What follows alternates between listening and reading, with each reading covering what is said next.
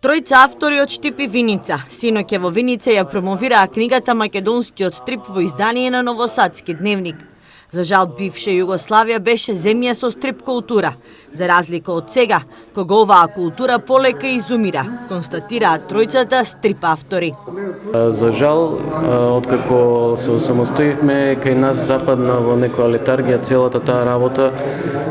Немаше доволно посветено внимание, немаше доволно добро архивирање на сите тие изданија, на целата таа култура не се презервираше, не се зачувуваше. Ова е некој мал обид. Стрип издаваштвото во Македонија е далеко од она што беше во рамки на Југославија.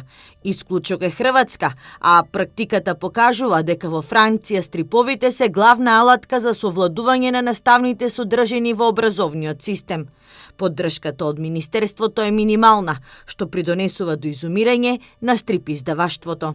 Така и нас едноставно сме се уште на ниво на инцидентни изданија, издавачите исто се во тешка состојба. Интересот на државата за помагање на вакви дела е минимален. Мислам дека имаше достигна некој пик во 2016 и 2017 година.